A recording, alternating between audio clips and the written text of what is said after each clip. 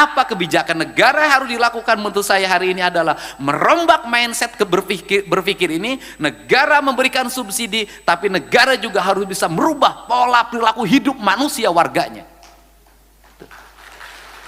Bagaimana caranya? Ibu PKK, para bupati memetakan. Dikasih, yang nerima bantuan PKK harus dikasih sapu lidi. Anda harus nyapu dari sini ke sini dalam setiap hari. Mereka yang terima subsidi pendidikan sekolah gratis, Anda harus dikasih harus pelajaran. Di kelasnya Anda harus rajin nyapu di ruangannya, nyapu di halamannya. Ke sekolahnya Anda harus jalan kaki. Setelah itu pulang dari sekolah Anda harus mengembala, harus ikut industri kreatif, harus ini, harus ini, harus ini, agar berubah kehidupannya. Kalau tidak, maka gelombang masyarakat miskin baru akan terus terjadi. Ternyata keras itu, tegas itu melahirkan memori yang indah sampai hari ini. Kita berpikir, andai kata waktu itu tidak mendapatkan ibu yang koret, tidak mendapatkan bapak yang tegas, saya tidak mungkin seperti hari ini. Bismillahirrahmanirrahim. Assalamualaikum warahmatullahi wabarakatuh. Sampurasun.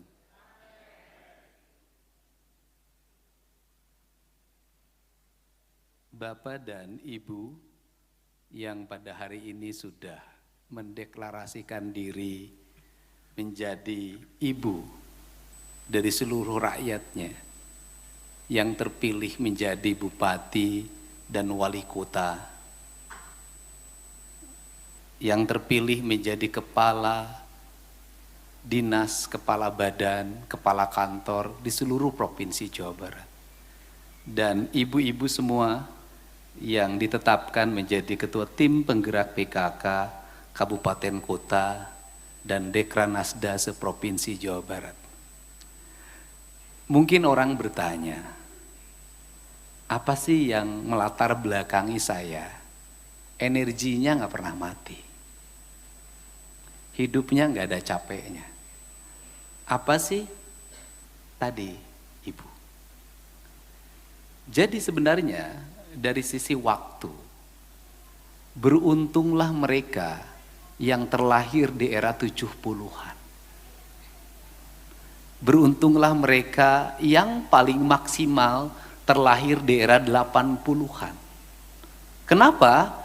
Karena dia bisa menjalin kehidupan secara sempurna, bisa membangun piranti hubungan emosional, hubungan spiritual antara ibu dengan anak-anaknya secara sempurna. Di era itu, TV hanya satu dalam satu RT.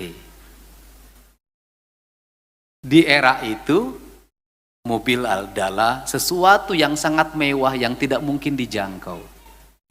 Di era itu, motor sesuatu yang mewah yang tidak dijangkau. Di era itulah ibu dan anak-anaknya bisa hidup bersama, saling mencurahkan diri dalam jiwa dan rasanya. Di era itu tidak ada blender. Karena di era itu tidak ada hair dryer. Di era itu tidak ada mesin untuk membuat kue dari listrik. Justru di era yang serba manual itu, manusia hidup dalam keadaan bahagia. Kenapa mereka hidup dalam keadaan bahagia? Karena seluruh jiwa raganya tertautkan dalam sebuah rasa, maka rasanya membangun cinta, dan cintanya menjadi energi yang terbesar. Maka tidaklah aneh kalau kita melihat di era 70-an ibu memiliki 12 anak, tetapi bisa mengurusnya dengan baik tanpa pembantu. Selain ibu yang tanpa pembantu, ibu juga harus membantu mencari nafkah ayahnya. Dia harus ke sawah, dia harus ke kebun, dia harus bagaimana seluruh energinya disurahkan untuk seluruh anak-anaknya. Maka dirinya adalah anaknya. Karena dirinya adalah anaknya, maka dalam jiwanya ada sebuah kepekaan kecintaan rasa yang luar biasa. Ketika anaknya ada kegelisahan, ibunya gelisah. Ketika anaknya sedih, maka ibunya sedih. Ketika anaknya sakit, maka seorang ibu berkata dengan penuh dengan air mata, "Ya Allah, pindahkanlah penyakit anakmu ini pada diriku." Disitulah kekuatan spiritual yang luar biasa. Tak ada dokter, tak ada perawat, tak ada bidan. Yang ada hanya kekuatan jiwa dan cinta. Dari situlah anak bisa besar 9, tak ada satupun yang meninggal. Tak ada dokter. Tapi dia bisa menyelesaikan seluruh problem anaknya dengan baik. Panas hanya dikompres. Meriang hanya dikerok pakai bawang. Paling tinggi obatnya hanya nafspro dan bodreksin. Itu derajat obat yang paling tinggi. Itu paling tinggi banget. Kemudian apakah ibu-ibu di zaman itu terlilit hutang pinjol? Tidak. Apakah ibu-ibu di zaman itu terlilit oleh bank keliling? Tidak. Prinsip dasar hidupnya seetik mahi lobanyesa. Maka anak-anaknya tumbuh dengan riang, maka anak-anaknya tumbuh dengan intelektual yang mapan, maka anak-anaknya tumbuh dengan emosional yang sangat kuat, maka ibu menjadi bagian dari diri dan anak-anaknya. Apa yang terjadi hari ini? Seorang anak tenggelam karena ibunya main HP. Pertanyaannya adalah, apakah anak-anak hari ini menikmati hubungan yang indah dengan ibunya? Hampir tidak. Sehingga negara kita dideklarasikan dalam sumbu nilai-nilai ketuhanan, maka disebutlah republik ini dengan Ibu Pertiwi. Karena republik ini dideklarasikan dengan Ibu Pertiwi, dan tanah Sunda ini, tanah Pajajaran ini, tanah Jawa Barat yang sekarang sebagian jadi Banten, itu menyebut tanahnya Sunan Ambu. Artinya ibu. Kalau seperti itu, apa sih yang harus dimiliki oleh seorang pemimpin? Sifat ibu. Karena yang harus dimiliki oleh seorang pemimpin sifat ibu, maka pemimpin harus melakukan apa pada tanahnya ini, pada airnya ini, memperlakukan seperti memperlakukan ibunya. Karena dia memperlakukan seperti ibunya, maka rawat dia, jaga dia, cintai dia, penuh kasih. Jangan kau cemari dia, jangan kau sakiti dia.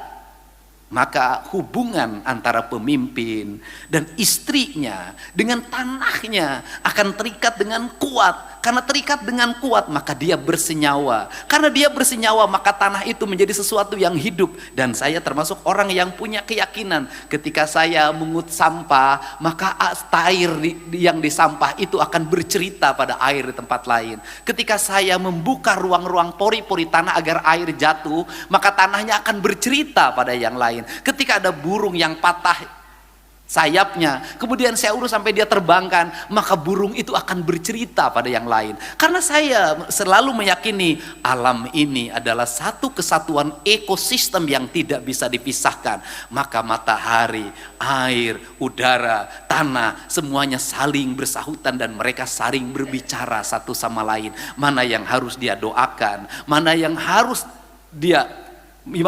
dia beri jalan, mana yang harus dia selamatkan, mana yang harus dia musnahkan. Kerangka dasar itulah yang melahirkan metodologi kepemimpinan. Sehingga ketika saya ditanya bagaimana cara melakukan pengelolaan keuangan negara, saya selalu mengatakan saya cukup belajar pada ibu saya, nggak usah belajar pada yang lain. Kenapa belajar pada ibu saya? Ibu saya anaknya 9. Sekolah SD pun tidak tamat cuma sampai kelas 1. Tidak bisa baca tulis, tetapi dia bisa membesarkan ke-9 anaknya dengan sehat, tumbuh dengan baik. Tak ada satu jengkal tanah pun saya yang terjual ketika anak-anaknya saya sekolah. Berarti ibu saya punya kecerdasan yang sangat tinggi dalam mengatur keuangan. Maka uangnya diatur, kakaknya sekian, adiknya sekian, yang ininya sekian, yang ini kamu tidak boleh jajan karena kakak kamu mau naikkan kelas. Maka itu dilakukan. Maka dalam dirinya kuat banget bagaimana cara menyiasati anak ketika dia pengen jajan es. Ibu itu lebih baik anaknya menangis berguling-guling dibanding memberikan uang jajan untuk es. Ketika anaknya pengen beli mobil-mobilan, maka ibunya lebih baik anaknya berguling-guling menangis pengen mobil-mobilan. Ketika anaknya pengen kapal-kapalan, lebih baik berguling-guling menangis pengen kapal-kapalan daripada membelikannya. Kenapa? Karena dia harus bertahan, kakaknya harus bisa selesai sekolahnya. Maka pengelolaan keuangan negara juga harus begitu sama.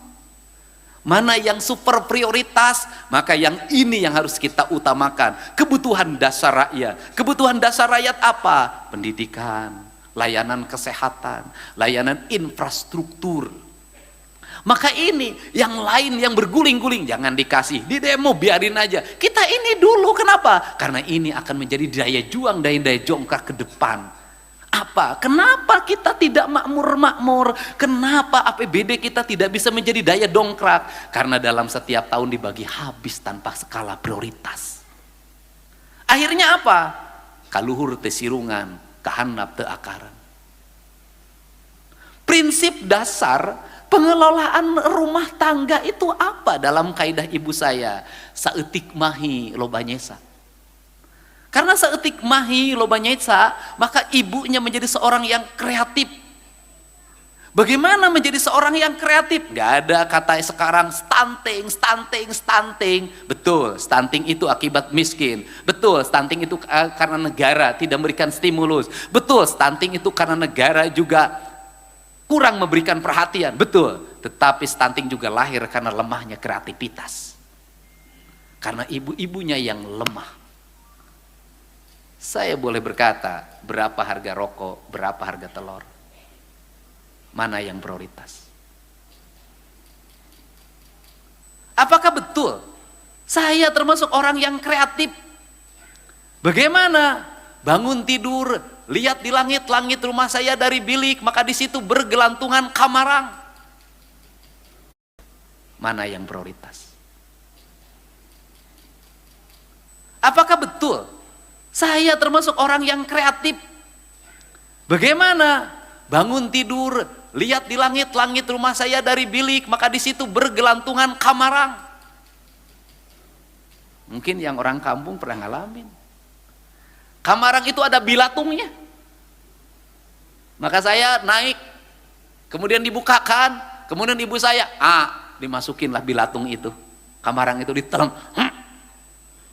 Saya baru tahu itu kadar proteinnya tinggi banget. Maka kita ngebor simut. Saya baru tahu kata orang Jepang, simut itu proteinnya tinggi banget. Maka kita mancing, ikan proteinnya tinggi. Maka kita ngambil tutut, proteinnya tinggi. Maka kita ngambil belut, proteinnya tinggi. Maka tumbuhlah Deddy Mulyadi. Ente bodoh-bodoh teuing. Ada yang lain lah, udahlah. Ini kan semuanya bukan orang kaya, banyak yang kismis-kismis orang tuanya. Ya, tumbuh. Kenapa? Kadaek. Apa sih yang hilang dari kaum ibu hari ini? Kadaek. Kenapa kadaeknya hilang?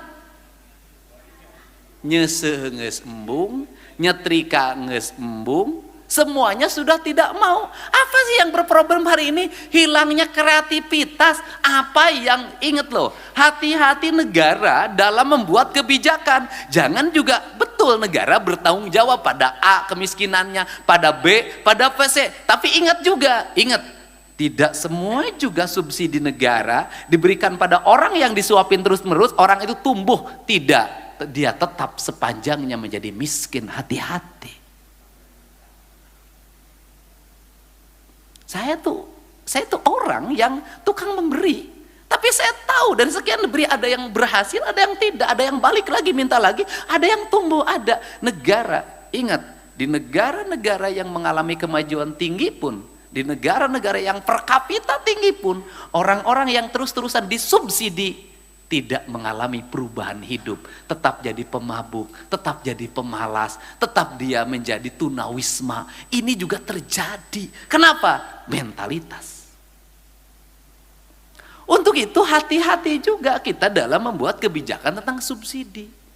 Hati-hati juga dalam memberikan bantuan. Kenapa? Bantuan itu membuat dua mata pedang. Yang satu mengisi perutnya, yang satu juga melumpuhkan pikirannya. Ini terjadi, Pak. Nah, setelah itu apa yang terjadi ketika masyarakat juga mindsetnya tidak dirubah? Antrian orang berharap pada bantuan. Ketika ada antrian orang yang berharap pada bantuan, hari ini para bupati harus mengakui sulit menggerakkan orang hanya sekedar menyapu hari ini. Sulit menggerakkan orang hanya sekedar gotong royong hari ini. Kenapa? Di mindset otaknya adalah hari ini duit. Akibat dari apa? Akibat dari tetangganya dapat PKH, tentaranya dapat bantuan pangan non tunai, dia tidak kebagian, dia merasa tidak adil. Kenapa dia harus disuruh jadi nyapu di halaman? Kenapa disuruh kerja bakti? Sedangkan yang dapat PKH, bantuan pangan non tunai, subsidi lainnya, dia enak-enak betul hidupnya. Apa kebijakan negara yang harus dilakukan menurut saya hari ini adalah merombak mindset berpikir ini. Negara memberikan subsidi, tapi negara juga harus bisa merubah pola perilaku hidup manusia warganya.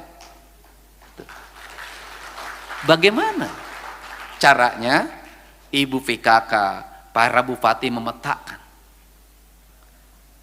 Dikasih, yang nerima bantuan PKK harus dikasih sapu lidi. Anda harus nyapu dari sini ke sini dalam setiap hari. Mereka yang terima subsidi pendidikan sekolah gratis, Anda harus dikasih harus pelajaran. Di kelasnya Anda harus rajin nyapu di ruangannya, nyapu di halamannya. Ke sekolahnya Anda harus jalan kaki. Setelah itu pulang dari sekolah Anda harus mengembala, harus ikut industri kreatif, harus ini, harus ini, harus ini, agar berubah kehidupannya. Kalau tidak, maka gelombang masyarakat miskin baru akan terus terjadi. Kata tadi Pak Sekda mengatakan Gini rasio di Jawa Barat sangat tinggi, ranking ke-30 37 dari 38. Kita ranking terakhir. Bisa jadi ini disebabkan karena mayoritas orang Jawa Barat pemalas. Apa yang terjadi? Pergeseran hak kepemilikan, hak atas tanahnya. Contoh, orang Depok. Tadinya tanahnya itu kan dijual untuk bikin kontrakan. Karena pengen hidup dari kontrakan. Akhirnya apa yang terjadi? Kontrakannya juga dijual. Maka Cina, Tiongkok merubah strategi itu. Strategi di Tiongkok adalah tanah-tanah yang dimiliki oleh masyarakat desanya, kalau kita masyarakat kelurahan agak dalam, itu tidak boleh diperjualbelikan. Orang-orang kota ke situ tidak boleh membeli, hanya boleh menyewa.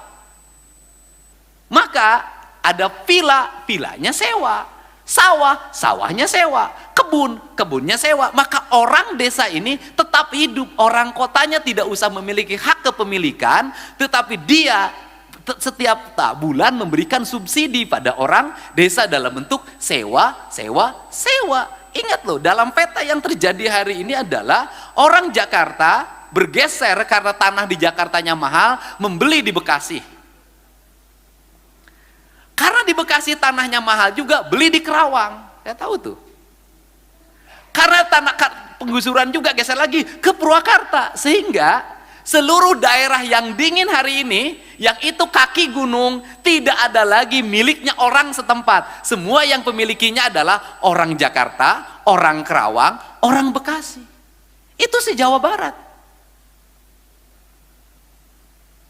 Nah, Kalau seperti ini kan harus ada rumusan bagaimana kita merumuskan konsepsi pembangunan. Maka konsepsi pembangunannya harus dimulai dari mana? Pendidikan. Maka saya menerapkan pendidikan berkarakter. Pendidikan berkarakter apa? Merubah perilaku manusia. Apa yang harus dirubah? Anak-anak Jawa Barat. Yang mana yang menjadi sorotan Kang Deddy? Menengah ke bawah. Kenapa menengah ke bawah? Boleh Pak, silahkan riset. Hari ini terjadi kurva yang terbalik. Anak-anak orang menengah ke atas baik-baik. Orang tuanya struggle pada anaknya. Kalau nakal dikit masukin boarding school. Maka terbentuk jiwanya. Anak bupati rata-rata baik, anak camat rata-rata baik, anak lurah hari ini rata-rata baik. Konektivitas ideologi transformasi politiknya berjalan. Dia gaul sama ini, konektivitasnya jalan. Dia sekolah gaul sama ini, konektivitasnya jalan. Besok lulus sekolah sudah punya konektivitas. Siapa hari ini yang nakal-nakal? Mohon maaf, anak kelas menengah ke bawah. Cek Bu, beda tahun 80-an. Tahun 80-an, tahun 70-an, anak orang kaya males-males. Anak orang miskin seperti saya kerja keras. Sekarang terbalik. Ibu dicek deh, silakan. Yang suka nongkrong di pinggir jalan, motor beber-betar, kelas ekonominya rendah. Yang saya selalu menemukan anak yang berkelahi, ditusuk, dibacok, pasti menengah ke bawah. Kan ini tantangan. Dan itu mayoritas. Nah, kalau ini nggak dirubah karakternya, kalau dari sekarang nggak dirubah karakternya, dibentuk karakternya dengan baik, diarahkan, dibangun konektivitas politiknya, disuruh puasa Senin Kemis, berat masa depannya. Kalau gelombang ini makin besar, maka akan menjadi gelombang politik. Ditambah dia ganas, ditambah dia barbar, maka angka kriminalitas akan tinggi, peredaran narkoba makin besar, kemudian nanti menjadi kekuatan politik baru, dan ini berbahaya, bisa ada revolusi yang dilakukan. Nah, untuk ini harus dirubah Pak. Karakter. Jadi kalau saya ngomong bangun pagi sekolahnya 6:30, saya lagi merubah karakter anak Jawa Barat. Agar apa? Karena saya punya riset. Kalau masuknya jam 7:30 rata-rata kesiangan. Tapi kalau masuknya 6:30 itu rata-rata tidak kesiangan. Ini ciri. Kenapa? Karena kalau masuknya 7:30 maka dia santai dari rumahnya. Di jalannya macet. Karena masuknya 6:30 dia bangun pagi. Dan yang paling menarik di sekolah adalah siapa yang dari 6:30 itu yang suka paling duluan di ruang kelas, yang jarak dari rumahnya paling jauh. Kenapa bupati gubernur mikirin itu? Karena bagi saya ini penting. Maka saya menyambut kalau Pak Prabowo hari ini punya program sekolah untuk rakyat. Anak orang miskin sekolah di situ, diberi makan, diberi baju, diarahkan metodologi pendidikannya. Satu sekolah nilainya 100 miliar. Hanya ini cara untuk merubah. Kenapa? Kalau mereka tidak di-campkan, tidak di boarding school kan, tidak akan berubah nasibnya. Kenapa? Karena karakter culture di rumah mempengaruhi otak manusia. Saya punya riset tentang sepak bola. Saya tuh punya sekolah sepak bola. Yang metodologinya beda, yaitu anak dididik makan, minum, bajunya saya tanggung semuanya, dan sudah banyak menjadi pemain nasional. Itu dari sekian itu ada anak main bolanya bagus tapi sok. Karena sok dia tidak mau tinggal di mes, dia tinggal di kampung. Karena tinggal di kampung dia paling hebat main bolanya. Ya akhirnya dia menjadi pemain tarkam terus-terusan. Tidak jadi. Karena ini di mes konsisten jadi pemain profesional. Jadi mohon maaf, kenapa anak hari ini harus dikemkan? Karena lingkungan rumah, lingkungan tetangga sudah tidak mendukung lagi pembentukan karakter anak Indonesia yang hebat. Tidak mendukung. Gak bisa. Lingkungan kita udah rusak, Bu. Dulu senakal-nakalnya kita bukan berarti saya melarang anti terhadap orang tidak puasa, bukan. Tapi ini urusan mental. Dulu senakal-nakalnya kita tidak puasa tuh sembunyi, malu. Hari ini anak-anak usia sekolah ngabuburit bari udud.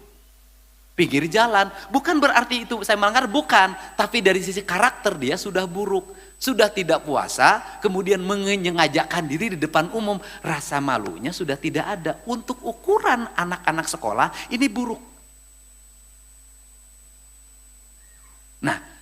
Ini harus segera. Itu pertama. Yang kedua, makanan. Betul. Makanan hari ini, anak-anak kita, orang tuanya cukup.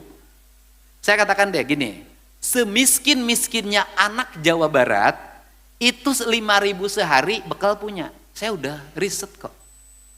Yang dikatakan miskin di Jawa Barat, 5-10.000 sehari punya. Nah, apa sih yang jadi problem?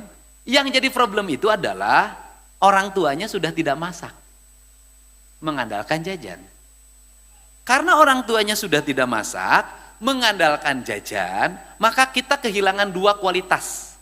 Satu, kehilangan kualitas emosi antara ibu dengan anaknya dalam bentuk makanan. Saya dulu punya program bawa bakal ke sekolah yang harus dimasakkan oleh ibunya. Sesungguhnya bukan persoalan kecukupan gizi yang saya maksud. Sesungguhnya yang saya maksud adalah bagaimana seorang ibu itu memiliki hubungan emosional dengan anaknya. Kenapa? Karena nasi yang dibikin oleh ibunya, ikan yang digoreng oleh ibunya, daging yang disemur oleh ibunya, maka ibunya punya ukuran untuk kesehatan anaknya. Dia punya pertimbangan garamnya, dia punya pertimbangan gulanya, dia punya pertimbangan penyedap rasanya, dia pakai rasa.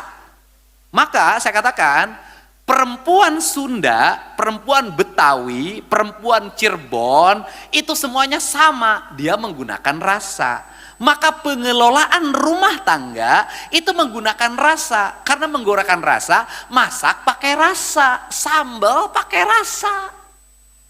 Makanya makanan Sunda susah dibuat franchise. Nggak bisa. Kenapa? Nyambel nggak ada. Saya belum pernah dengar yang nyambel cengek 3 gram. Nggak ada. Masukin, uya, rekuh. Ya tergantung perasaan. Lamun salakina keur berger deui kitu aja gitu. Bari ceurik, inget loh. Ibu kita dulu kalau disakitin oleh bapak itu menumpahkan seluruh perasaannya ketika masak. Kalau ibu-ibu sekarang menumpahkan perasaannya di TikTok. Dulu sambil masak. Bapak si ate teh balik-balik. Geus 2 poe. Leheng cenah aiku awewe mah mending bising ku rampok. Nah, karena rasa, maka di situ ada tumpahan. Maka anak yang ibunya mengalami derita terus-terusan karena sakit oleh bapaknya, itu mengalami pertumbuhan yang buruk. Kenapa? Karena masakannya itu doanya doa kesedihan. Sia kades ya, nu keur salakina beger sia mun anak siang lain. Itu doa kesedihan. Nah, karena dengan rasa, maka menyajikannya dengan rasa. Maka di situ rasa itu adalah tumpahan doa. Kalau bahasa saya itu adalah bahasa spiritual. Maka itu kekuatan. Maka masakan Sunda nggak bisa, Bu. Masakan Sunda di franchise nggak bisa. Nggak bisa. Ya, tukang sambalna nggak bisa sambal di franchise, nggak ada, nggak bisa. Nggak bisa. Makanya masakan Sunda ketika dia franchise, nggak ada yang enak kecuali yang aslinya. Nggak bisa. Beda dengan yang lain. Nah, karena tidak bisa, karena ini urusan perasaan. Karena urusan perasaan saeutik mah lo biasa. Maka manajemennya pakai manajemen hati. Karena manajemen hati cenderung ada aspek-aspek yang irasional mistik. Itu loh. Itu bedanya. Jadi aya we jalan teh, saya kasih tahu aja, aya we jalan. Selesai. Nah, itu ada hubungan doa. Karena hubungan doa, anaknya, mohon maaf, ketika makan di sekolah, maka ketika membuka dia nasi, ketika dia membuka ikan, maka di nasi, di ikan, di sambal, itu yang tergambar adalah ibunya. Nah, kemudian melahirkan apa? Melahirkan kerinduan. Mereka yang lahir tahun 70-an, mungkin kalau yang ibunya ada, kenapa sangat pengen pulang mudik lebaran? Hanya untuk apa? Pengen makan lodeh ibu. pengen makan sangu akel ibu, pengen makan rendang ibu, pengen minum air teh ibu, dan sampai sekarang nuansa itu nggak bisa hilang. Maka beruntunglah bagi seorang ibu yang bisa masak dan bisa memasak bagi anaknya. Kenapa? Karena anaknya suatu saat akan ada sesuatu spiritual yang dia tidak bisa melupakan dan ingin bertemu. Ini penting. Nah, saya tidak berarti. Nah, kemudian apa yang didapat oleh anak-anak kita hari ini? Jajanan di sekolah. Kita tanya, yang jualan makanan itu di pikirannya apa? Doa untuk yang memakannya atau keuntungan yang ingin didapatkan? Karena keuntungan yang didapatkannya, mereka nggak berpikir kesehatan yang memakannya, pertumbuhan yang memakannya. Yang mereka pikirkan hanya satu, ada untung enggak dari yang dia jual. Maka anak kita sudah menjadi bagian dari yang dieksploitasi untuk sebuah kepentingan materialisme. Dan kita jangan mengorbankan anak-anak kita karena ini. Kenapa? Masa pertumbuhan mereka tidak akan pernah terulangi lagi. Penyesalan itu nanti. Yang berikutnya adalah sifat tegas. Hari ini orang tua tidak memiliki sifat tegas pada anak-anaknya. Orang tua kalah oleh anaknya. Dia kalah. Tidak tega. Saya selalu berulang-ulang, saya ini sering ditampar, saya ini sering dipukulin pakai sapu, saya ini sering dibanjur pakai air, saya ini kalau lagi malas baca maka bapak saya ngambil ember, kemudian kaki saya dimasukin ke ember, dikasih buku harus dibaca. Sadis. Kemudian tedai ke masjid diciwit. Ternyata keras itu, tegas itu melahirkan memori yang indah sampai hari ini. Kita berpikir andai kata waktu itu tidak mendapatkan ibu yang koret, tidak mendapatkan bapak yang tegas, saya tidak mungkin seperti hari ini. Bayangkan dengan ibu yang sekarang sudah ekonominya rendah, anaknya menekan. Maka ibu hutangnya bertumpuk. Ini harus selesai, kelas ini harus dipotong. Dengan cara apa? Program makan bergizi, itu solusi. Tetapi program makan bergizi yang dikeluarkan subsidi bagi negara, oleh negara, per siswa dalam setiap hari. Tidak akan berarti kalau budaya jajan, anak sekolah tidak berubah. Kenapa? Dua-duanya jebol. Duit negara jebol, duit keluarga jebol. Saya ingin apa? Ketika negara jebol duitnya, maka keluarga harus aman duitnya. Maka program menabung itu menjadi bagian solusi untuk masa depan. Gurunya harus tegas. Orang tuanya harus tegas. Kenapa? Harus punya masa depan. Negara itu kan, kenapa misalnya saya mendorong infrastruktur harus selesai, sekolah harus selesai, puskesmas harus selesai, rumah sakit harus selesai, semua harus selesai. Karena harus ada batas waktu di mana kita tidak ngomong itu lagi. Harus ada batas waktu kita tidak bicarain jalan lagi. Ada batas waktu tidak ngomongin rumah sakit lagi. Ada batas lagi kita tidak ngomongin puskesmas lagi. Ada batas waktu tidak ngomongin sekolah lagi. Ada batas waktu kita harus mulai berinvestasi. Berinvestasi untuk apa? Ekspansi. Jawa Barat, sawahnya hilang. Tetapi kita harus tetap punya sawah. Sawah kita di mana? Bisa jadi di Papua. Sawah kita di mana? Bisa jadi di Kalimantan. Sawah kita di mana? Bisa jadi di Sumatera. Sawah kita di mana? Bisa jadi Sulawesi. Kenapa? Kebutuhan pokok adalah hal yang mendasar. Pemimpin harus mulai ekspansi itu. Gak bisa terus-terusan begini. Belum tentu keadaan kita seperti ini terus.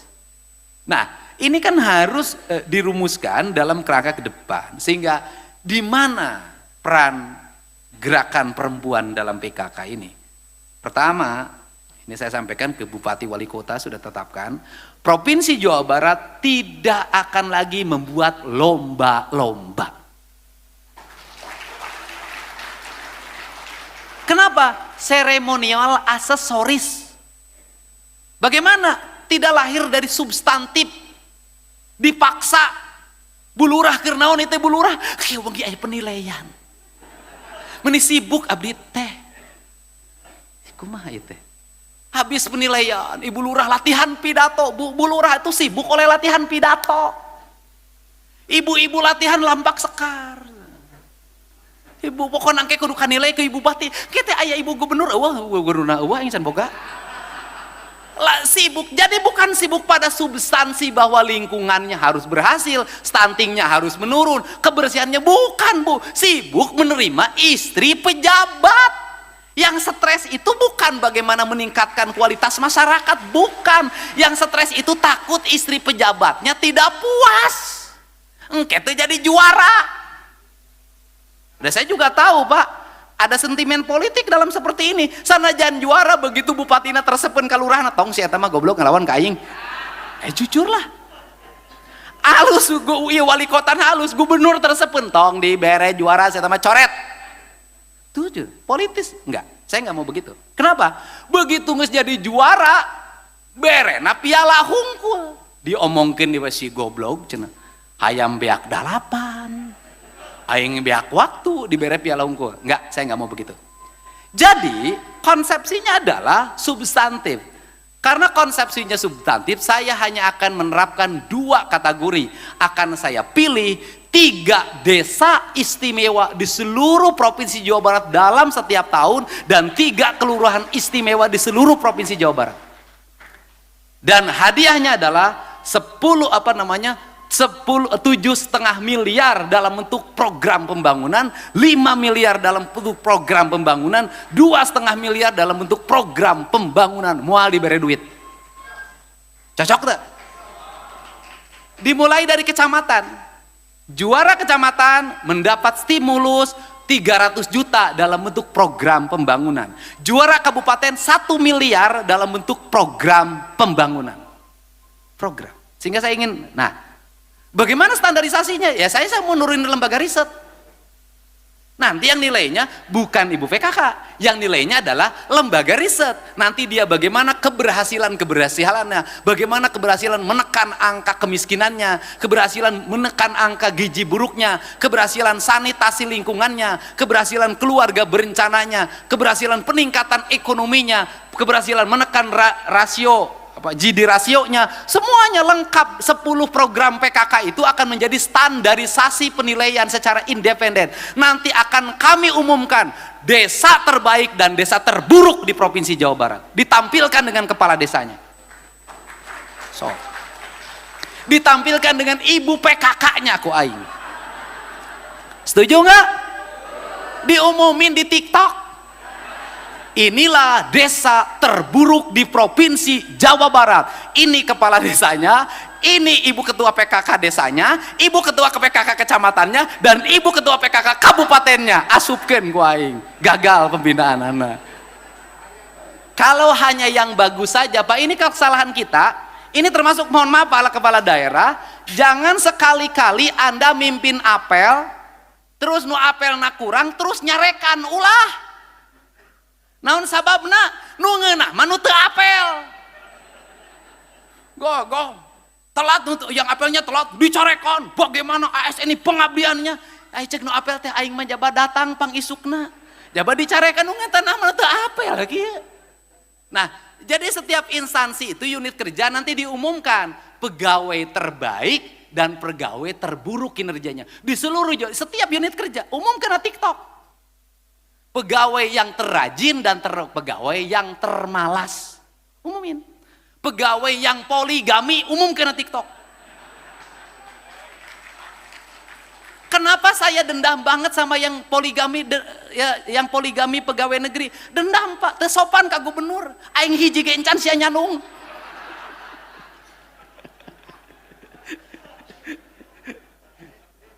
Ya, jadi Ini ya, jadi ini kerangkanya. Untuk itu saya mengucapkan terima kasih pada Kesatuan Gerak PKK, dan Provinsi Jawa Barat akan ngasih stimulus buat PKK desa Pak di seluruh Jawa Barat, tetapi difokuskan untuk kebersihan dan penanganan stunting. Tuh, jadi insya Allah tidak akan capek Pak, insya Allah ya. Dan terakhir saya pesan ke PKK, jangan sekali-kali kita tiap hari nyeramahin ibu-ibu di desa tentang pembinaan keluarga, tentang anak, hari anak sorangannya ditinggalkan. Kita harus perhatian pada anak-anak, perhatian, harus dikasih ASI. Mana yang kita mere susu? Lebih kena ke bapak nawai, budaknya tadi dibere. Nah, sehingga, dan terakhir, buat kebijakan, pegawai perempuan boleh membawa anaknya ke tempat kerja. Siapkan di setiap kantor tempat ruang bermain anak. Kenapa? Penting Pak. Nggak penting Pak. Nanti anak. Siapkan di setiap kantor tempat ruang bermain anak. Kenapa? Penting Pak. Nggak penting Pak. Nanti anaknya dititipin kan ini, nak kauana jangan. Bawa. Saya memberikan contoh bagaimana anak tuh nempel ikut kemanapun. Ya, lebih baik anak nempel kemanapun daripada nungora nempel kemanapun. Untuk itu saya ucapkan selamat berbuka puasa. Semoga buka puasa di Depok membawa kebahagiaan, dan semoga APBD yang dikeluarkan terganti lagi. Wallahu muwaffiq ila aqwamit thoriq. Assalamualaikum warahmatullahi wabarakatuh. Sampurasun. Well.